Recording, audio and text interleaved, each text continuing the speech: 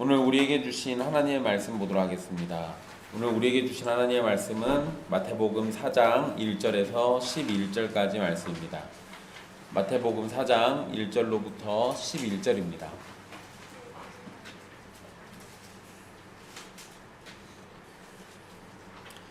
귀하신 하나님의 말씀 받들어서 읽도록 하겠습니다. 그때 예수께서 성령에게 이끌려 마귀에게 시험을 받으러 광야로 가사 40일을 밤낮으로 금식하신 후에 줄이신지라. 시험하는 자가 예수께 나와와서 이르되 내가 만일 하나님의 아들이거든 명하여 이 돌들로 떡덩이가 되게 하라. 예수께서 대답하여 이르시되 기록되었으되 사람이 떡으로만 살 것이 아니요 하나님의 입으로부터 나오는 모든 말씀으로 살 것이라 하였느니라 하시니, 이에 마귀가 예수를 거룩한 성으로 데려다가 성전 꼭대기에 세우고 이르되 내가 만일 하나님의 아들이거든 뛰어내리라. 기록되었으되 그가 너를 위하여 그의 사자들을 명하시리니 그들이 손으로 너를 받들어 발이 돌에 부딪히지 않게 하리로다 하였느니라. 예수께서 이르시되 또 기록되었으되 주 너의 하나님을 시험하지 말라 하였느니라 하시니, 마귀가 또 그를 데리고 지극히 높은 산으로 가서 천하 만국과 그 영광을 보여 이르되 만일 내게 엎드려 경배하면 이 모든 것을 내게 주리라. 이에 예수께서 말씀하시되 사탄아 물러가라. 기록되었으되 주 너의 하나님께 경배하고 다만 그를 섬기라 하였느니라. 이에 마귀는 예수를 떠나고 천사들이 나와서 수종드니라. 아멘. 이 말씀은 살아계신 하나님의 말씀입니다. 지난 시간 예수님이 세례 요한에게 세례를 받은 장면을 함께 살펴봤습니다. 아무런 죄도 없으신 예수님께서 죄인인 우리를 대표해서 회개의 세례를 받으셨고, 그것이 하나님 앞에서 모든 의를 이루기 위한 일임을 살펴봤습니다. 이제 오늘 말씀은 예수님이 세례를 받으신 이후에 곧바로 받으신 시험에 대한 사건입니다. 예수님은 세례 요한에게 세례를 받고 성령이 임하고 하늘에서 하나님의 음성으로 하나님의 사랑하는 아들이라는 선언이 있고 난 뒤에 바로 성령님에게 이끌려서 마귀에게 시험을 받으러 광야로 가게 됩니다. 1절에서 이 1절에 보시면 이끌리어라는 단어가 있고요. 그리고 그 마지막 부분에 받으러라는 말이 있죠. 이 두 표현은 다 수동태로 사용되어 있습니다. 즉 이게 예수님이 시험을 받겠다고 스스로 가셨다라기보다 누군가에 의해서 끌려간 거죠. 그런데 이제 여기에서는 당연히 성령님이 하셨으니까 성령님에게 이끌려서 마귀에게 시험 받도록 이렇게 된 일입니다.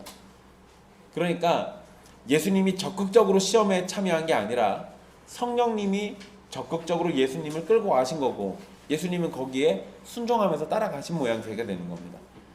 우리는 보통 이 사건을 마귀가 예수님을 시험한 사건으로 봅니다. 그게 이 성경 원어에서 시험이라고 번역되어 있는 표현에는 시험 아니면 유혹, 이 두 가지 의미가 다 있습니다. 그래서 그게 대상이 누구냐, 그 주체가 누구냐에 따라서 시험이 될 수도 있고 유혹이 될 수도 있는데요. 마귀가 시험하는 것은 유혹을 의미합니다. 그러니까 마귀는 정말로 예수님을 유혹했고 하나님의 뜻에서 벗어나도록 했습니다. 하지만 이 과정의 시작을 성령님께서 이끄신다라는 것을 생각해 본다면 마귀의 유혹이 분명히 있었지만 하나님께서 마귀와 맞서 유혹을 이겨내시도록 예수님을 시험하고 계신다고 봐야 합니다. 그러니까 쉽게 말하면 마귀에 의해서는 유혹이고 하나님에 의해서는 시험인 사건입니다. 그러니까 이건 두 가지가 동시에 나타나고 있는 거죠. 물론 이 하나님께서 마귀에게 너 이렇게 해 라고 시키진 않았을 거예요. 대신에 이렇게 유혹할 수 있도록 허용한 겁니다. 그러니까 마귀는 허용의 문이 열리니까 냉큼 가가지고 지금 자기가 할 수 있는 최선의 방법을 통해 가지고 유혹하고 있는 거예요. 여기에 등장하는 마귀는 이 디아볼로스라는 단어로 사용되어 있는데요. 디아볼로스, 이거 뭐 게임 같은 거나 만화 같은 데 보면은 악마로 나오는 이름입니다. 근데 이게 이 원래 의미는 고소하는 자예요. 그래서 성경에 보면 참소한다라는 표현이 자주 나옵니다. 참소하는 자 이렇게도 표현하고요. 디아볼로스를 의미하는 거예요. 그리고 비방하는 자라는 의미가 있습니다. 그러니까 여러분 뭐 그 만화 캐릭터나 게임 같은 데서 보면은 이 디아블로스라고 나오는 거 보면 되게 힘세고 막 싸움 잘하는 애로 나오거든요. 그런데 성경의 개념은요, 힘세고 싸움 잘하는 게 아니에요. 입으로 이렇게 떠드는 거예요. 그래서 하나님한테 가서 막 비방하는 거예요. 하나님, 얘가 율법을 얼마나 어겼는지 아십니까? 이런 거 얘기하는 애가 이 마귀예요. 그리고 우리를 비방하죠. 그리고 우리가 얼마나 나쁜지 이런 거에 대해서, 또는 우리가 하지도 않은 거에 대해서 더 부풀려가지고 얘기하거나 이런 식이. 그러니까 여러분 이런 거예요. 처음에 이 비방이 누구에게 먹혔냐면 하와에게 먹혔죠. 처음에 마귀가 하와 꼬드길 때 이거 먹지 말라고 그랬냐, 그러면서 살살 꼬드겨가지고 비방하잖아요. 하나님의 말씀을 속이고 비방해요. 그런 존재로서 이 마귀를 이해하시면 쉽습니다. 이 마귀는 우리가 보통 사탄이라고도 부르는 귀신들의 우두머리입니다. 그리고 이 시험의 장소는 광야라고 4장 1절에 써져 있는데요. 여러분 성경에서 광야는 이 크게 세 가지 의미를 가지고 있습니다. 이스라엘을 시험하는 장소로서의 광야가 있고요. 그리고 귀신들의 거처, 귀신들의 집으로서의 광야가 있습니다. 그리고 하나님의 위로가 있는 장소로서의 광야가 또 있습니다. 참 재미나죠? 귀신들이 사는 곳인데 거기에서 뭐가 있냐면 하나님의 위로가 있어요. 그러니까 다시 세 가지, 이스라엘을 시험하는 장소, 귀신들의 거처, 하나님의 위로가 있는 장소, 이렇게 세 가지 의미로 광야를 성경이 사용하고 있는데, 예수님이 시험 받으시는 광야에서는 이 세 가지가 다 나타납니다. 일단 마귀가 있는 장소니까 마귀의 거처였죠. 광야. 그리고 그곳에서 이스라엘을 대표해가지고 시험을 받으셨습니다. 그러니까 이스라엘이 시험 받는 장소잖아요. 그리고 시험 받고 난 다음에 쉼을 얻으시면서 위로를 받으셨습니다. 그러니까 예수님의 이 사건, 시험 사건에서는 광야의 의미가 세 가지가 다 나타나고 있는 거예요. 이스라엘이 광야에서 시험 받았다라는 것은 신명기 8장 2절 그리고 29장 5절에 하나님이 광야로 인도하셨다라는 표현에서 알 수 있는데요. 이스라엘은 광야 40년 동안 하나님의 시험을 받게 되었습니다. 그리고 시험에 성공했나요? 실패했나요?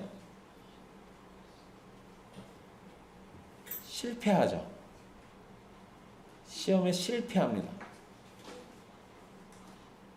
어느 정도로까지 실패했었냐면 하나님이 다 죽인다고 할 정도로 실패해요. 이스라엘은 광야에서 시험에 철저하게 실패합니다.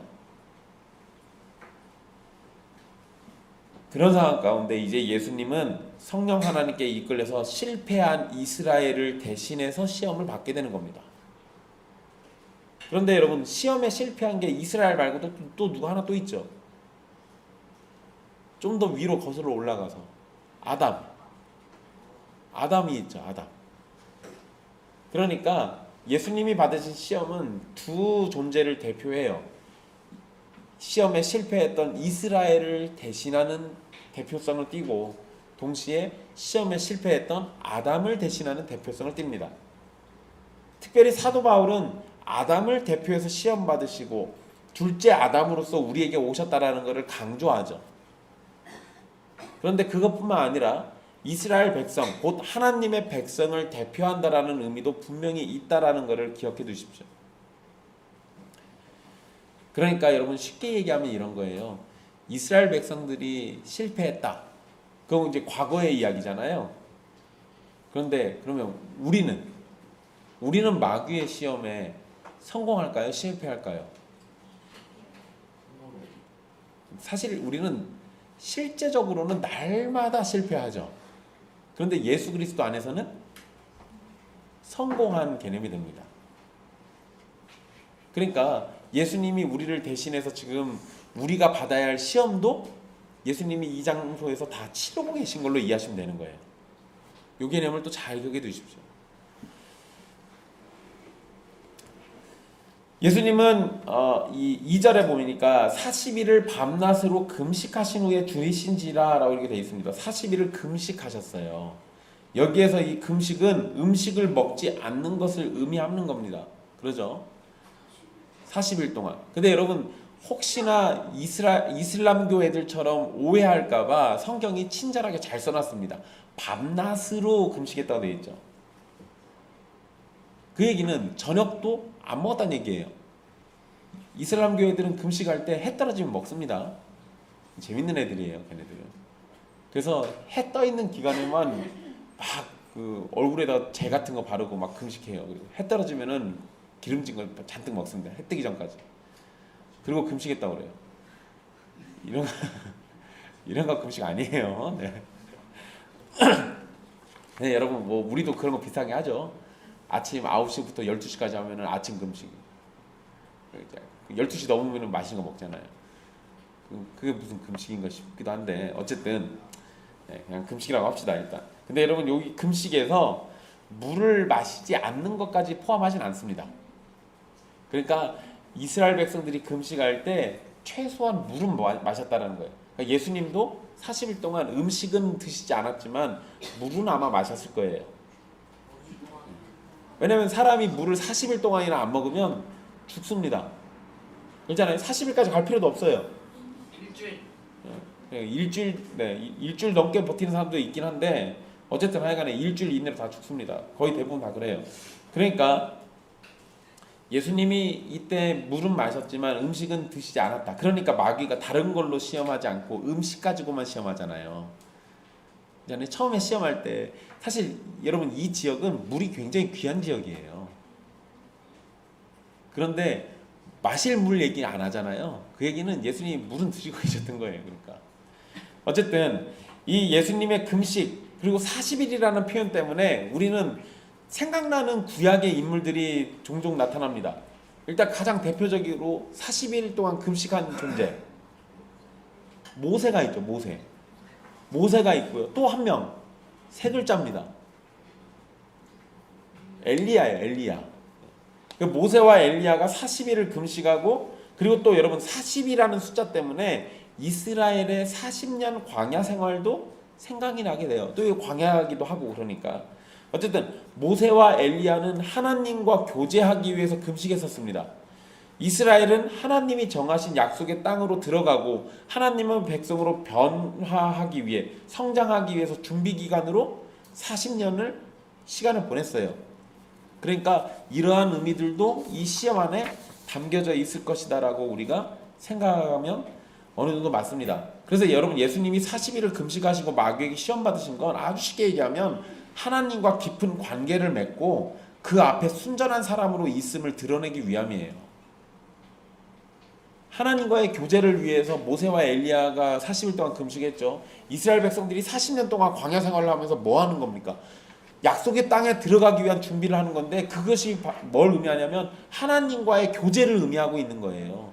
그러니까 이렇게 생각해 보면 예수님이 40일 동안 일단 금식하셨던 거는 이러한 과정들과 마귀의 시험을 통해서 하나님과 더 깊은 관계에 들어가고자 하기 위함이에요. 그런데 여러분 여기에서 우리가 또 한 가지 의문이 들죠. 일체이신 두 분이 굳이 무슨 더 깊은 관계가 뭐가 필요해요?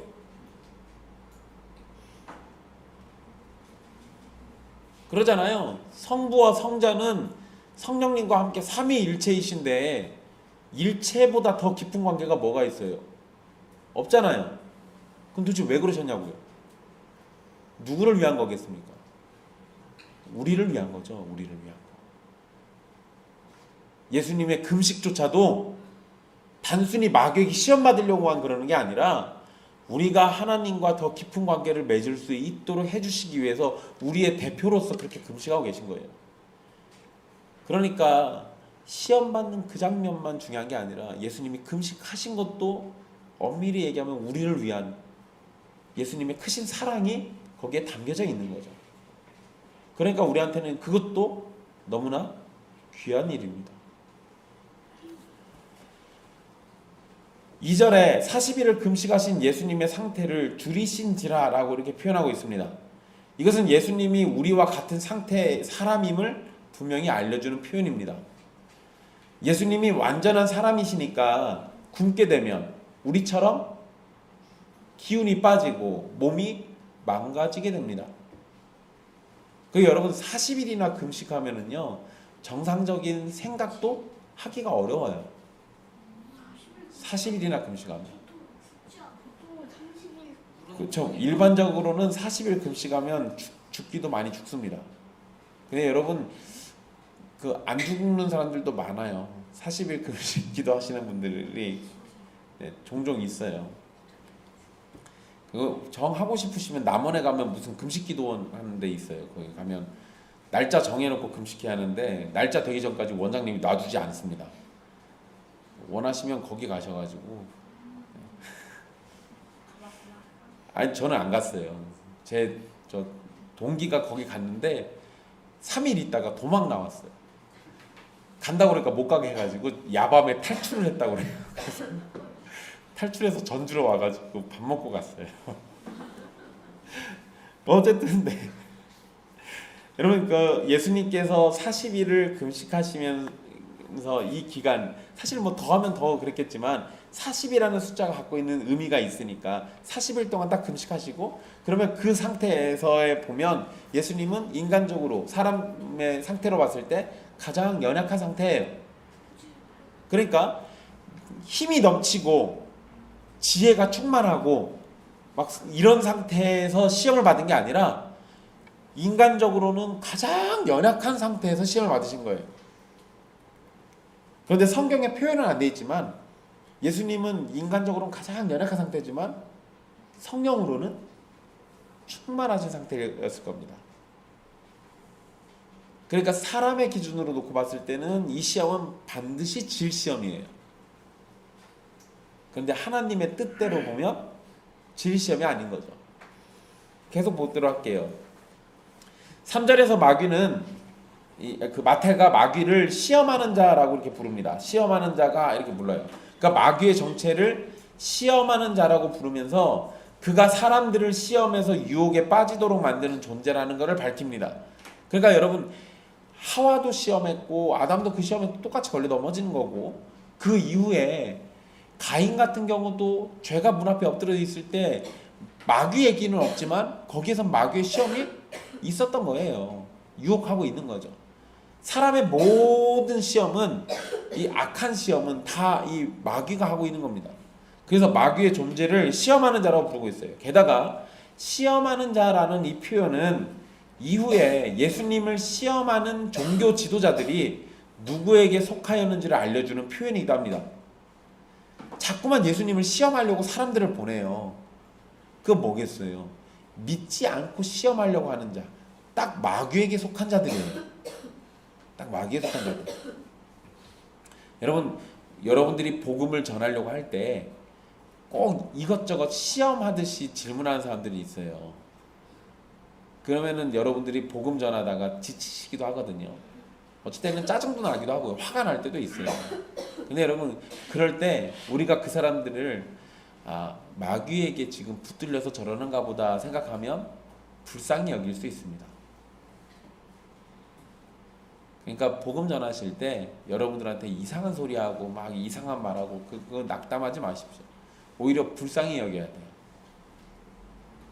성령에게 속한 자를 만나니까 마귀에게 속한 자가 발악하는구나 이렇게 생각하시면 마음이 좀 더 편안해지실 겁니다. 어쨌든 마귀는 예수님에게 이제 시험을 하는데요. 첫 번째 시험, 그 첫 번째 시험이 3절에 기록되어 있습니다. 여러분 마태복음에 나와 있는 시험하고 누가복음에 나와 있는 시험은 이 순서가 약간 좀 달라요. 근데 순서는 사실 중요하지 않습니다. 그냥 이 어떤 내용으로 시험했느냐가 훨씬 더 중요한 거죠. 일단 우리 마태복음을 보고 있으니까 마태복음의 순서대로 그냥 말씀해 드릴게요. 일단 마귀는 예수님에게 내가 만일 하나님의 아들이거든 이라고 이렇게 말을 시작합니다. 마귀의 말은 예수님이 하나님의 아들이 아니라고 주장하는 건 아니에요. 야, 너 하나님의 아들 아닌 것 같은데? 이렇게 말하는 건 아닙니다. 그런데 일단 마귀는 가정적으로 말하기는 하지만 하나님의 아들이라는 사실을 받아들이면서 인정하는 것 같습니다. 물론 여러분 가정적으로 말한다라는 것은 완전히 인정하고 싶지는 않다는 거예요. 그러니까 하나님의 아들이라는 사실을 완전히 인정하려고는 하지 않지만 그렇지만 마귀가 유혹하는 것은 하나님의 아들이라는 지위의 사실 여부보다 하나님의 아들이라는 지위를 함부로 쓰도록 하는 데 있는 겁니다. 그러니까 여러분 제가 어렸을 때 저희 집에 그 친구들 자주 데려갔거든요. 제가 저희 집에 친구들 왜 데려갔을 것 같아요? 우리 집이 짜장면 집이라서 그랬어요. 제가 우리 집 짜장면 집 한다 그러면 친구들 중에는 안 믿는 애들도 있었습니다. 그럼 믿게 하려고 하면 어떻게 해야 돼요? 우리 집 데려가서 짜장면 먹이면 되지. 근데 그럴 때 친구들 중에는 나쁜 놈들도 있으니까, 나쁜 놈들은 알면서도 야 네가 진짜 짜장면집 아들이면 짜장면 줘봐 이렇게 얘기해요. 그럼 걔가 저한테 짜장면집 아들인 걸 의심하겠어요? 의심해서 그 얘기를 하는 게 아니라 그 뒷말 짜장면 줘봐가 더 중요한 거잖아요. 그러니까 이것도 지금 그랑 비슷한 거예요. 하나님의 아들이거든이라고 얘기했을 때 사실 너 진짜 하나님의 아들 맞아? 이걸 의심한 게 아니라 가정적으로 완전히 인정하고 싶진 않지만 그런데 네가 하나님의 아들이거든이라고 하면서 뒷말이 더 중요한 거예요. 그러니까 지금 그 지위를 이용해서 하나님의 아들이라는 지위를 이용해서 그 뒤에 그거 해. 요거 지금 하는 겁니다. 예수님이 이 땅에 오신 목적은 분명합니다. 예수님은 자기 백성들을 그들의 죄에서 구원하러 오셨죠. 그래서 하나님의 아들이라는 지위도 구원을 위한 일을 위해서 사용하십니다. 그래서 예수님이 세례 받으시는 장면에서 하나님의 아들이라는 것이 선언됐었잖아요. 예수님의 영광을 드러내기 위함이 아니라 예수님이 택한 백성들을 구원하시기 위한 사역의 첫걸음에서 그 모든 순종이 하나님의 사랑하는 아들이 하나님의 기쁨을 위해서 하시는 일임을 드러내기 위함이었어요. 그러니까 이미 하나님의 아들인 거는 선언됐던 일이에요. 이거를 마귀가 와서 부정한다고 그래가지고 없던 일이 되는 것도 아닙니다. 그런데 제가 지난주에 말씀드렸던 것처럼 다른 순간이 아니라 예수님이 우리를 위해서 회개의 세례를 받는 그 순간, 그러니까 구원의 사역을 시작하는 그 순간에 하나님의 아들이라고 선포됐잖아요. 그러니까 하나님의 아들이라는 그 지위는 지금 예수님이 이 땅에 있는 동안은 무엇을 위한 거예요? 택한 백성들을 구원하시기 위해서 그 지위를 사용하신다고요. 그런데 지금 마귀가 무슨 짓을 하고 있냐면 바로 그 점을 비틀어 가지고 예수님이 하나님의 아들이라는 지위를 바로 자기 자신을 위해서 이기적으로 사용하도록 유혹하는 겁니다.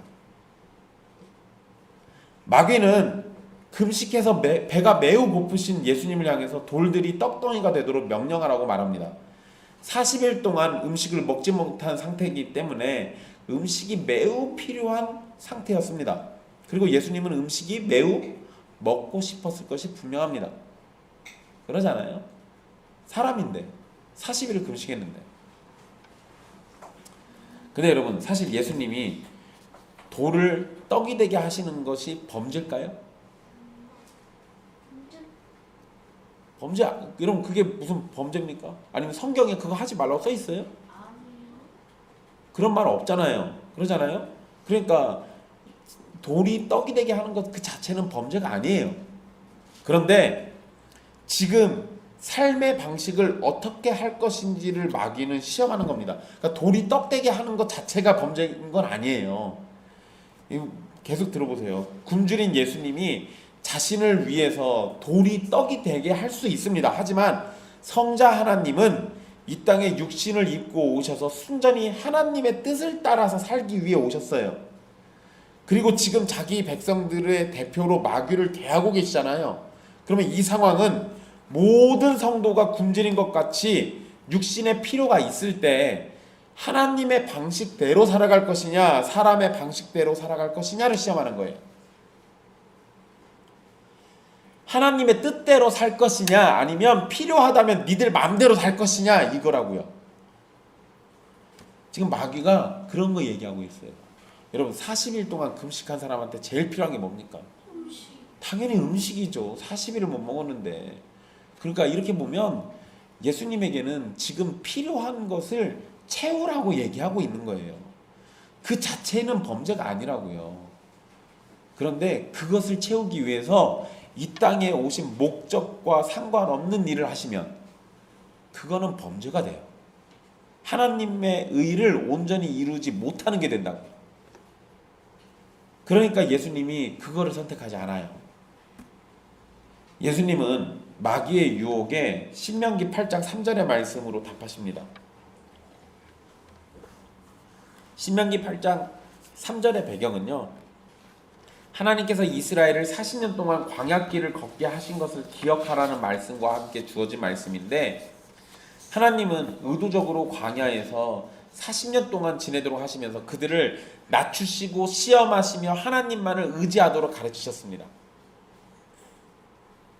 다른 게 목적이 아니었다고요. 니네 말 안 들었으니까 40년 동안 뺑뺑이 돌아 이거 시켜가지고 거기 40년 동안 광야 생활을 한 게 아니에요. 하나님의 주된 목적은 낮추시는 거였어요. 하나님의 뜻대로 하지 않으려고 하는 그들의 교만을 꺾고 낮추셔서 하나님의 백성답게 하시기 위함이 목적이었다고요. 그리고 무엇보다 하나님을 의지하도록 하는 게 목적이었습니다. 40년 동안 광야 생활할 때 이스라엘 백성들이 경험했던 일들이 뭐였어요? 옷이나 신발이 닳았습니까? 아니요, 그러지 않았어요. 먹을 음식이 없었습니까? 아니요, 그것도 아닙니다. 물이 없었어요? 아니요, 물 없으면 반석을 쳐가지고 쪼개서 물이 나왔어요. 40년 동안 이스라엘 백성들이 뭘 배웠냐면, 우리가 필요한 모든 것은 아무것도 없는 광야에서조차도 하나님이 다 채우신다였어요. 그러니까 우리는 누구만 의지하면 된다예요. 하나님만 의지하면 된다. 그거를 40년 동안 가르쳐 주셨다고요. 왜 40년 동안이나 걸쳐서 가르쳐 주셨을까요? 1, 2년 배운다고 다 압니까? 그게 잘 안 되잖아요. 그러니까 한 세대가 다 죽을 때까지 40년이라는 세월을 동안 계속해서 알려주셨던 거예요. 그 기간 동안 이스라엘은 굶주리기도 했고 목마르기도 하면서 낮아짐을 경험했지만 동시에 그들을 만나주신 하나님을 경험하기도 했습니다. 그러니까 예수님은 음식이 중요하지 않다고 말씀하신 것이 아니에요. 이 상황에서 사람에게 음식은 중요한 수단입니다. 그러나 그것보다 더 중요한 것은 여호와의 입에서 나오는 말씀이라는 거예요. 그래서 사람이 떡으로 살 것이 아니라 하나님의 입으로부터 나오는 모든 말씀으로 살 것이다 라고 얘기하는 겁니다. 사람은 떡으로만 살 수 있는 존재가 아니에요. 떡도 필요하지만 더 중요한 건 하나님의 말씀이라는 거예요. 그러니까 우리는 하나님의 말씀을 의지해서 살아가는 존재들이다라는 것을 기억하라는 거죠. 신명기에서 이 말씀이 언급될 때 하나님은 이스라엘이 하나님을 의지하면서 살아가야 한다는 것을 전하려고 하셨던 겁니다. 예수님은 정확히 그 의미로 답하신 거예요. 사람이 굶주림에 처하게 되면 자신의 배고픔을 해결하려고 노력할 겁니다. 여러분 얼마 전에 좀 안타깝고 슬픈 기사가 있었어요. 그 80대 노인이 도둑질해가지고 붙잡았더니 6.25 참전용사라고 나오더라고요. 혹시 주변에 참전용사들 어렵게 사시면은 여러분들 힘 닿는 대로 도와주십시오. 나라를 위해서 애쓰고 수고하셨는데. 근데 여러분 참전용사 그분 얼마나 배가 고팠으면 가서 그 참치 캔이랑 막 기름 같은 거 이런 거 훔쳐다가 드셨겠어요. 배고프면 굶주림에 처하면 그걸 해결하려고 사람이 노력하게 돼요. 여러분 막 어떤 그 외국의 프로그램인데요. 채식주의자인데 뭐 무슨 오지에 가서 이렇게 생존하는 그런 프로그램이었어요. 분명 채식주의자인데 며칠을 배를 굶으니까 쥐를 잡아가지고 쥐고기를 먹어요. 너무 좋아요. 쥐 잡았다고. 채식주의자고 뭐고 다 필요 없습니다. 배고프면은 쥐든 뭐든 다 잡아먹어요. 사람이니까 그러죠. 그게 정상이에요. 그게. 굶주리면 그 배고픔을 해결하려고 노력하는 게 맞아요. 그런 노력이 잘못된 건 아닙니다. 그런데 배고픔을 해결하겠다고 우상숭배할 수는 없죠. 그러잖아요. 배고픔을 해결하겠다고 탈출했던 애굽으로 돌아가서도 안 되는 겁니다. 이스라엘 백성들은 배고픔을 해결하려고 우상숭배하려고 했었고요. 배고픔을 해결하려고 그냥 애굽으로 다시 돌아가자라는 소리를 했었어요. 근데 그러면 안 된다고요. 하나님이 원하신 건 그게 아니라고. 배고플 때 어떻게 하면 돼요? 모든 걸 주시는 하나님을 바라보라고 그거 가르쳐 주신 거였어요. 신명기 말씀의 배경은 이런 거였습니다. 그들을 광야로 이끄신 하나님을 버리고 다른 신을 선택하는 거 이거 안 되는 겁니다. 사람이 굶주려서 생명을 위협받는다고 하더라도 하나님을 전적으로 신뢰하고 의지하는 것을 포기해서는 안 돼요. 마귀의 유혹은 바로 그 점을 노린 겁니다. 하나님을 의지하기보다 하나님의 아들인 예수가 가진 힘을 사용해서 지금 찾아온 배고픔을 해결하라는 겁니다. 그러나 예수님은 떡을 먹고 사는 것이 아니라 하나님의 말씀을 따라서 사는 것이 더 중요하다라는 것을 강조합니다. 이것은 궁극적으로 하나님만을 의지하라는 것을 알려주는 겁니다. 하나님을 의지하지 못해서 돈 벌기 위해서 하나님의 말씀을 포기하고 말씀 듣는 자리를 떠나거나 하나님의 말씀을 따르지 않는다면 그것은 이미 이 시험에 걸려 넘어진 겁니다. 우리가 이 땅에서 살아가는 것은요, 하나님이 우리에게 지금 숙제 주신 거예요. 우리 예수님 믿었으면 천국 가잖아요. 그럼 뭐하러 시간 끌어요? 그냥 바로 천국 보내주시면 되지. 근데 왜 우리를 예수님 믿고 구원받은 백성이라고 하는 우리를 왜 이 땅에 계속 살게 하시냐고요. 그거 하나님이 우리에게 숙제를 남겨주신 거예요. 우리는 이 땅에서 그 숙제 잘하면 됩니다. 근데 그 숙제가 뭐냐면 하나님의 말씀대로 사는 거예요. 여러분, 우리는 이 땅에서 하나님이 허락하신 생명을 충실히 살아야 합니다. 그러나 우리의 삶을 살기 위해서 돈을 벌고 직장을 잡고 일을 하는 것은 훌륭한 일이지만 그런 일들을 위해서 하나님께 예배하기를 포기하거나 말씀을 배우고 듣는 것을 포기하는 것은 허락되지 않았습니다. 그러니까 뭐가 더 중요한지를 잘 생각해 보라는 거예요.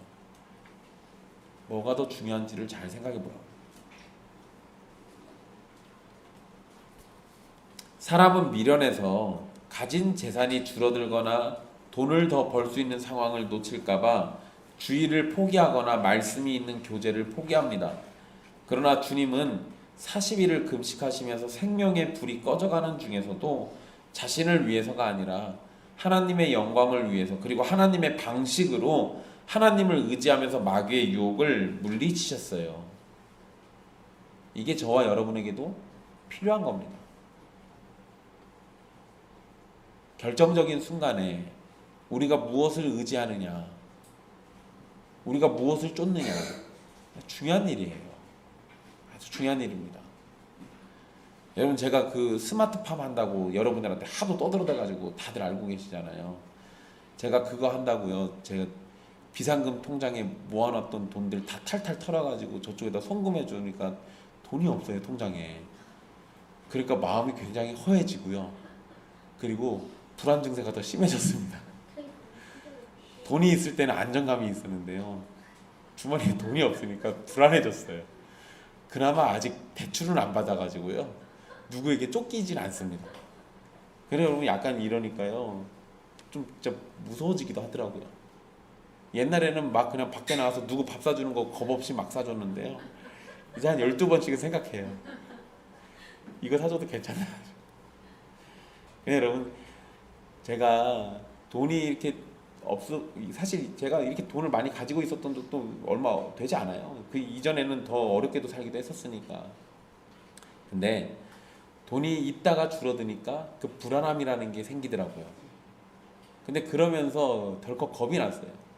아, 돈이 없어져서 불안해서 내 영혼이 떨고 있는 게 때로 하나님을 멀리하면서 내 영혼이 자유롭게 사는 거에 대해서는 이렇게 떨어본 적이 없는 것 같은데, 아, 이거 내가 돈보다 하나님을 뒤로 하고 있었나 보다, 나한테는 돈이 우선이었나 보다, 이런 생각이 들더라고요. 여러분, 저도 반성하고 여러분들도 그런 일이 없기를 바랍니다. 우리에게 돈이 있든지 아니면 돈을 벌 수 있는 그런 상황들이 사라지든지 어떠한 처지에 된다 하더라도요, 하나님을 의지하는 것을 포기하지 마십시오. 그게 우리에게는 제일 우선입니다. 하나님을 의지하는 가운데 최선을 다해서 돈을 벌 수 있도록 하시면 돼요. 돈 버는 일 때문에 하나님만을 바라보는 거에서 시선을 놓치면, 그러면 물에 빠져서 죽어가는 베드로처럼 되는 상황이 되는 거예요. 그런 일이 벌어지지 않도록 여러분들의 영혼의 눈을 항상 하나님께로 고정해 두십시오. 첫 번째 시험이 끝나고 난 다음에 이 첫 번째 유혹이 끝나고 마귀는 예수님을 성전 꼭대기에다가 세우게 됩니다. 그게 이제 5절 말씀인데요. 5절에 거룩한 성이라는 말은 마태복음 27장 53절에 나온 표현처럼 예루살렘을 의미합니다. 그러니까 예루살렘 성전에 지금 예수님을 데리고 간 거예요. 즉 마귀는 이 예루살렘에 있는 성전 꼭대기에다가 딱 세워놓고 두 번째 유혹을 하는 겁니다. 이번에도 마귀는 내가 만일 하나님의 아들이거든 이라고 6절에 이렇게 표현하죠. 그러면서 네가 하나님의 아들이거든 뛰어내리라 이렇게 말합니다. 여전히 마귀는 예수님이 하나님의 아들이라면 이라는 말을 붙이면서 유혹합니다. 이번에도 하나님의 아들이심을 의심한 것이 아니라 하나님의 아들이심을 이용해서 자신을 위하라는 거예요. 그러니까 이 초점은 거기에 가 있는 거예요. 사실 여러분 그냥 성전 꼭대기에서 야 너 뛰어내려봐 이렇게 얘기하면 누가 해요 이걸? 아니 누가 어떻게 그냥 뛰어내려? 승환아 너 못 뛰어내려. 성전 꼭대기에서 야 뛰어내려봐 이러면 누구든지 안 합니다. 제정신이라면 아무도 안 해요 그거. 그런데 마귀는요 이 황당한 명령에다가 말을 좀 더 붙여요. 일단 하나님의 아들이거든 뛰어내리라 이렇게 해놓고는 그 뒷말에 뭐라고 합니까? 기록되었으되 라고 하죠. 뭐 하고 있는 거예요? 마귀가 성경을 인용하고 있어요. 야 너 뛰어내려봐. 하나님 말씀에 이렇게 돼 있어. 그리고 한번 뛰어내려봐. 지금 이 얘기하고 있죠. 예수님이 말씀으로 마귀의 유혹을 물리치니까 이번에는 말씀을 활용해서 이것이 마치 하나님의 말씀을 따르고 인정하는 것처럼 보이도록 만드는 겁니다. 마귀가 인용한 성경 구절은 시편 91편 11절 12절입니다. 시편 91편의 전체적인 내용은 뭐냐면 하나님께서 하나님의 백성들을 보호하신다라는 내용이에요. 그러니까 하나님이 자기 백성들을 돌보신다, 보호하신다 이거를 지금 노래하는 내용인데 그 내용의 마지막 부분에 이 말씀들이 나와요. 하나님이 보호해 주신다라고 하는 내용 가운데 천사들을 보내셔서 그들을 지키시고 천사에게 명령하셔서 발이 돌에 부딪히지 않게 하신다라는 표현이 등장합니다. 그러니까 마귀는 지금 이 내용을 또 가져다가 거꾸로 이용하면서 하나님이 말씀에 이렇게 하신다라고 했으니까 너를 위해서 그렇게 해주실 거야. 그러니까 믿고 뛰어내려. 이렇게 지금 예수에게 얘기하고 있는 겁니다. 그러니까 여러분 이 시험만 놓고 보면 마귀가 지금 뭐를 믿고 있는 거예요? 하나님의 말씀을 믿고 있는 거예요. 얘도 한 번씩 대단한 믿음이 있습니다. 근데 여러분 그런데 사실 시편 91편의 말씀은요 하나님이 자기 백성을 지키실 거니까 하나님을 전적으로 의지하고 신뢰하라는 내용의 노래예요. 그런데 마귀는 그걸 이용해가지고 예수님이 성전에서 뛰어내리면 천사들이 예수님을 보호해 줄 거고 그러면 사람들이 예수님이 하나님의 아들이심을 알게 될 것이다 라고 지금 말하는 겁니다. 그런데 이미 예수님은 하나님의 아들이시잖아요. 야 너 하나님의 아들이어도 뛰어내려봐. 이거는 야 네가 그렇게 뛰어내려서 천사가 너를 받들면 네가 하나님의 아들이라는 것이 사람들에게 다 증명되는 거야. 그러니까 한번 해봐. 이 얘기잖아요. 그런데 이미 예수님은 하나님의 아들이심이 증거됐었습니다. 높은 성전에서 뛰어내리고 천사들이 보호해주는 놀라운 일 가운데 증거된 게 아니라 죄인들을 대표해서 회개의 세례를 받는 낮아지신 자리에서 하나님의 아들이심이 증거됐어요. 마귀는 하나님의 말씀까지도 지금 자기중심적으로 사용할 걸 유혹하고 있는 겁니다. 그냥 이 장면을 놓고 보면은요, 여러분 말씀을 자기중심적으로 악용하는 가장 대표적인 사람이 누구겠어요? 목사들이요, 목사들. 목사들이 말씀 가지고 자기에게 유리한 쪽으로 해석하는 건요, 다 그 목사들이 마귀에게 속했다라는 증거예요. 근데 이게 목사들만 그럽니까? 아니요, 성도들도 그럽니다. 성도들도 이게 그 말씀이 아닌데 자기에게 유리한 쪽으로 해석해가지고 적용해요. 그런 짓 하면 안 됩니다, 여러분. 그건 마귀에게 속한 짓이에요. 여러분, 예수님은 7절에 마귀를 대항해서 말씀하시는데 마귀가 시편을 인용한 것이 틀렸다라고 지적하시거나 그 시편의 원래 의미가 그런 것이 아니라고 말씀하시지 않습니다. 그저 마귀가 사용한 시편에 대해서는 대응하지 않으시고 다른 말씀인 신명기 6장 16절을 인용하셔서 대답하십니다. 예수님은 주 너의 하나님을 시험하지 말라 하였다라고 답해줍니다. 예수님은 마귀의 의도를 분명하게 파악하신 거예요. 마귀가 인용한 시편의 말씀은 하나님을 신뢰하라고 가르치는 건데 마귀는 그걸 가지고 시험해 보라고 지금 얘기하는 거예요. 여러분 이건 말이 다르잖아요. 하나님이 내가 너희를 이렇게 해줄 거니까 너희는 어떤 식으로든 나를 신뢰해야 돼 이렇게 가르쳐줬는데 마귀는 야 말씀에 이랬으니까 너 한번 뛰어내려봐 이거잖아요. 여러분 이거 신약 성경에 있는 개념대로 하면요 뭐랑 비슷하냐면 예수님이 나중에 그러시잖아요. 독사를 집어도 독사에게 물려도 안 죽는다 이런 소리 하시잖아요. 그러니까 여러분 현대 목사 중에요 진짜로 독사 집어 들렸다가 물려서 죽은 사람도 있어요. 아니 그걸 왜 문자대로 이해를 해요. 독사를 집어도 물려도 죽지 않는다라고 하신 건 뭐예요? 하나님이 보호하신다라는 의미지. 그 진짜로 독사를 들으라는 소리예요 그게.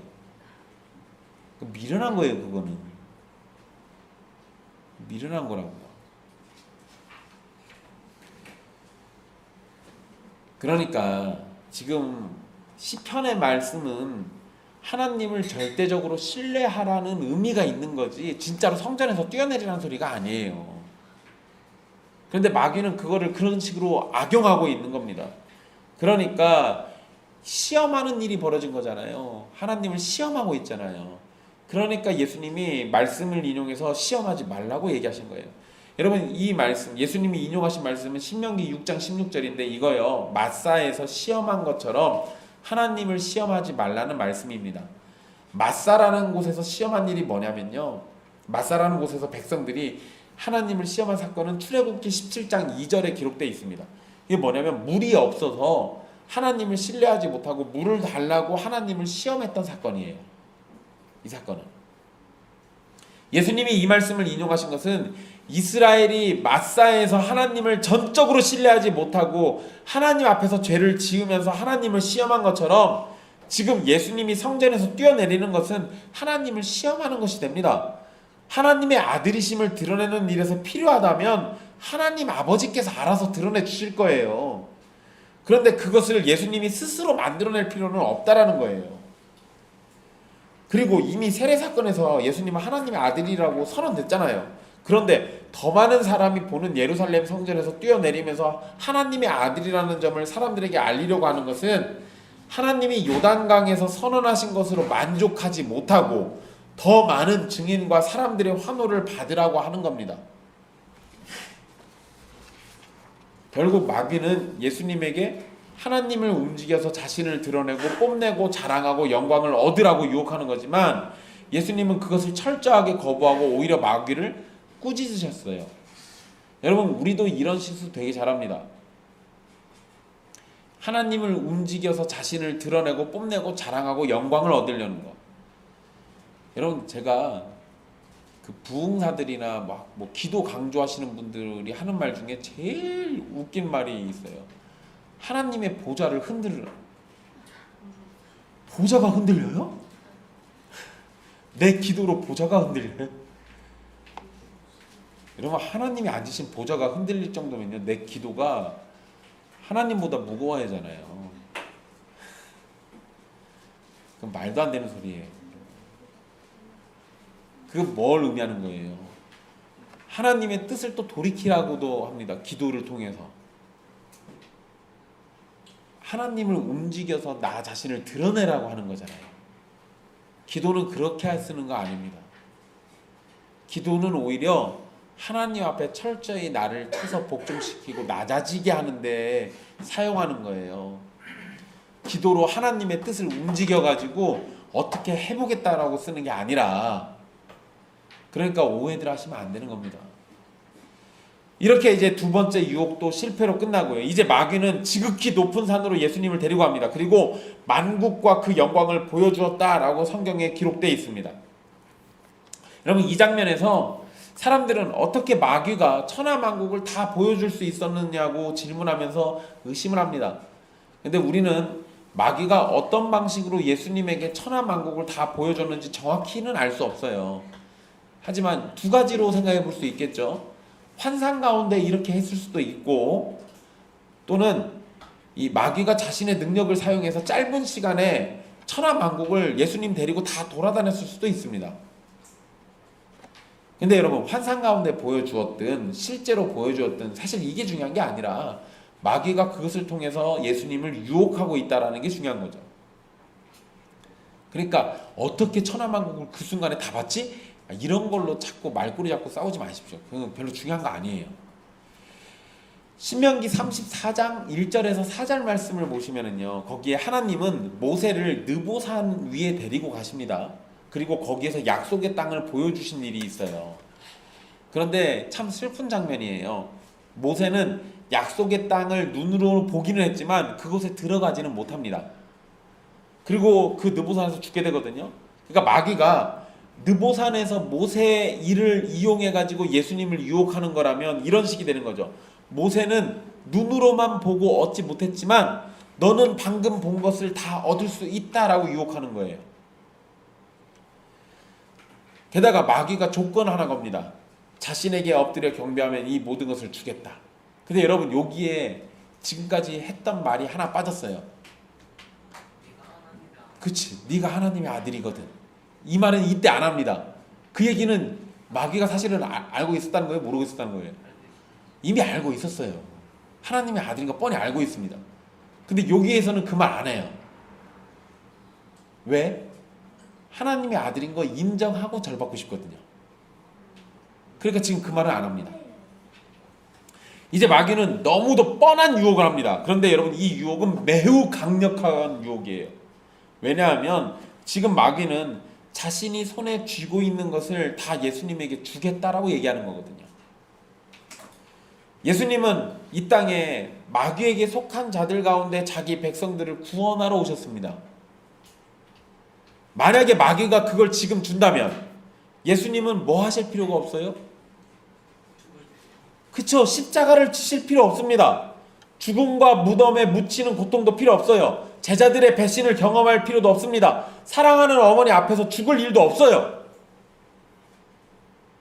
그냥 고통받는 거 아무것도 안 해도 돼요. 그런데 여러분, 여기에서도 마귀는 이전과 같은 의도를 품고 있는 겁니다. 하나님의 방식이 아니라 마귀가 제시하는 방식으로 백성들을 구원하라는 거예요. 마귀가 제시한 것을 따르면 예수님은 고난받을 필요가 없습니다. 대신에 뭐만 하면 돼요? 그냥 절만 하면 돼요. 그런데 여러분, 마귀를 따르면 무슨 일이 벌어지는지 아십니까? 절하고 천하만국 다 얻어버리면 무슨 일이 벌어지냐? 하나님의 말씀에서 메시아를 예언한 말씀들이 싹 다 거짓말 돼버립니다. 예수님의 절 한 번이면 하나님께서 선지자들을 통해 가지고 예언했던 그 내용들이 다 거짓말이 된다고요. 그럼 하나님의 말씀은 못 믿을게 되죠. 못 믿을게 된다고요. 그리고 마귀의 방식을 따랐을 때 예수님의 택하신 백성들을 완전히 구원한다는 보장도 없고 사실상 구원할 수도 없습니다. 그리고 여러분 잘 보세요. 천하 만국을 준다고 그랬지 사람들을 준다고 안 했잖아요. 그러니까 마귀가 지금 말장난하고 있는 거예요. 여러분, 예수님이 하나님 앞에서 완전한 순종을 보이지 않으시면, 그래서 우리에게 주신 의의를 얻지 못한다면 우리는 완전한 구원이라는 걸 가질 수가 없습니다. 그러니 예수님이 마귀에게 절해서 천하 만국을 얻는다고 해도 우리는 구원을 얻지 못하고 계속해서 마귀에게 속해서 율법의 저주를 받게 될 겁니다. 그러니까 예수님이 여기서 절하시면 안 돼요. 근데 여러분, 예수님이, 제가 이 유혹이 강력한 유혹이라고 하는 게 뭐냐면요, 예수님이 겟세마네 동산에서 기도하실 때 뭐라고 기도하셨어요? 이 잔을 내게서 하실 수 있거든 치워달라고 하시잖아요. 죽음의 잔을 예수님도 안 받고 싶었다니까요. 그런데 지금 마귀가 뭐 한 거예요? 그거를 한 번에 해결해 주겠다잖아요. 절만 하면 바로 해결해 주는 거예요. 그 예수님 굳이 그렇게 두려워 떨면서 기도하실 필요도 없었던 거예요. 그런데 그렇게 절해버리면 우리를 구원 못한다니까요. 게다가 여러분, 마귀가 예수님에게 지금 자신을 예배하라고 말하는 겁니다. 하나님이 아닌 마귀를 숭배하고 섬기라는 것은 십계명의 첫 번째와 두 번째 계명을 완전히 어긴 거예요. 게다가 여러분, 첫 번째 계명 어기잖아요. 나머지 계명 싹 다 어긴 것이 됩니다.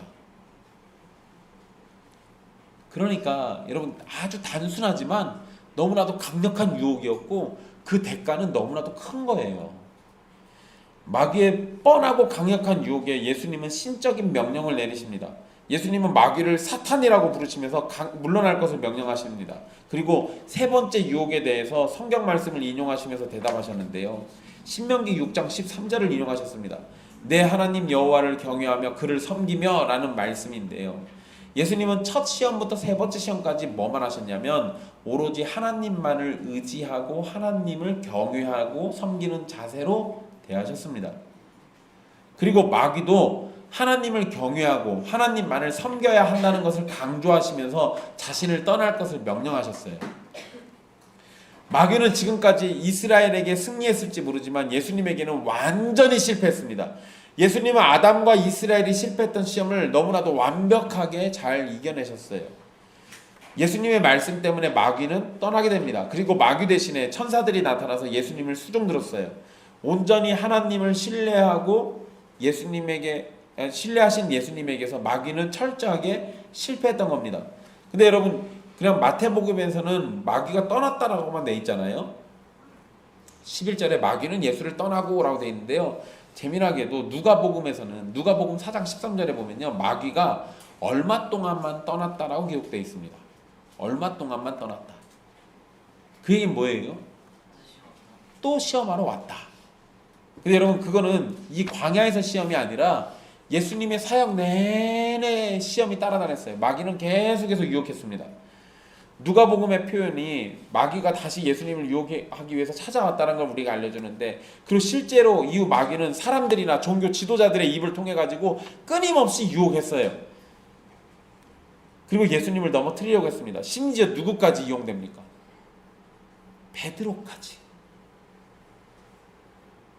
베드로도 헛소리하죠. 마태복음 16장에. 그래서 예수님이 베드로한테 뭐라고 그래요? 사탄아, 내 뒤로 물러가라. 마귀는 계속해서 자신이 할 수 있는 능력대로 예수님을 유혹하려고 했던 겁니다. 하지만 광야에서 마귀는 도망갔고 예수님은 천사들의 수종을 받게 됐습니다. 수종드니라라는 이 단어는요, 음식을 공급한다라는 의미가 있어요. 그러니까 천사들이 음식을 갖고 와서 예수님을 접대했다라는 의미도 되는 거예요. 여러분, 조금만 참으면 음식 먹을 수 있는 거예요. 근데 여러분, 대부분 사람들은 어떡하죠? 그 조급을 못 참아가지고 사고치고 범죄합니다. 여러분, 천사가 와서 수종 들었다는 거는요, 하나님의 아들이심이 또 증명된 거잖아요. 하나님이 보호하신다라는 거 또 증명된 거잖아요. 천사들이 와서 수종 드는 거 보니까 온 천하의 왕이시라는 거 또 증명된 거잖아요. 세 가지 시험에서 요구되는 거 이 장면 하나로 다 끝나는 겁니다. 조금만 참고 이겨내면 다 드러날 수 있는 것을, 그걸 못 참아가지고 우리 사람들은 꼭 범죄하죠. 예수님과 우리의 차이예요. 마귀는 유혹하지만 천사는 수종드는 것을 대조적으로 이렇게 볼 수 있습니다. 여러분, 우리는 오늘 말씀을 통해서 예수님이 어떻게 마귀에게 유혹을 받으셨고 어떻게 이기셨는지를 살펴봤습니다. 예수님은 전적으로 하나님만을 의지했고 하나님의 말씀을 따르셨습니다. 이에 대한 구체적인 내용은 다음 주에 한 번 더 살펴보도록 할게요. 우리가 오늘 기억할 것은 마귀가 감히 시험할 수 없었던 성자 하나님이신 예수님께서 우리를 구원하시기 위해서 낮아지셨고 마귀에게 유혹받는 일까지 감당하셨다라는 거예요. 마귀 따위가 감히 시험할 수 없는 그런 존재이신 예수님이 우리를 위해서 낮아지셔서 시험을 받으셨어요. 사실 여러분, 하늘나라에서 마귀가 하나님한테 함부로 말 붙일 수 있을까요? 허락받지 않으면 꿈도 꾸지 못할 일이죠. 근데 그런 꿈 같은 일을 지금 마귀는 광야에서 예수님을 상대로 마음껏 하고 있었다고요. 근데 왜 예수님이 이런 치욕을 왜 당하셨겠어요? 우리 때문에. 우리가 받는 시험을 본인이 몸소 다 받으셔서 마귀의 고소를 막으시려고 우리 대신 지금 이러고 계신 거라고요.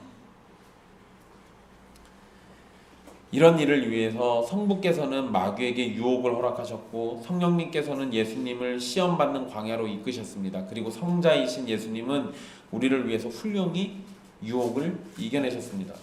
사랑하는 형제 자매 여러분, 우리의 구원을 위해서 이렇게 일하시는 하나님을 보십시오. 마귀는 큰 착각 속에서 예수님을 유혹했고 자신이 해낼 수 있을 것이라고 생각했을 겁니다. 그러나 예수님은 성령으로 충만하신 분이었고 아담과 달리 완전한 순종과 완전한 신뢰로 하나님 아버지를 의지하시는 분이셨습니다. 그리고 그분이 우리의 주님이시자 왕이시고 우리의 대표이시고 우리의 제일 큰 형이 되세요. 마귀가 우리에게 오면 우리의 머리부터 발끝까지 흐르는 예수 그리스도의 보혈 때문에 마귀가 우리를 어쩌지 못해요. 그게 가능한 것이 뭡니까? 예수님이 이렇게 가장 낮아지고 연약한 자리에서까지 시험 받으시면서 그걸 다 이겨내셨다고요. 우리를 구원하시기 위해서 이 모든 시험을 감당하신 예수님을 찬양하십시오. 그리고 예수님을 전적으로 사랑하고 믿고 신뢰하십시오. 그분이 마귀의 유혹을 물리치신 것처럼 우리에게 오는 모든 유혹도 이겨내 주실 거고 이기도록 우리와 함께 해주실 겁니다. 예수님의 사랑을 받는 여러분, 예수님과 함께 마귀를 이기십시오. 이미 예수님이 이기셨기 때문에 우리는 예수님 안에서 얼마든지 마귀를 이길 수 있습니다. 그리고 우리의 구원을 위해서 낮아지시고 연약해지시고 마귀 따위에게 시험 받는 것까지도 감내하시면서 우리의 구원을 위하신 예수님을 바라보십시오. 기도하겠습니다.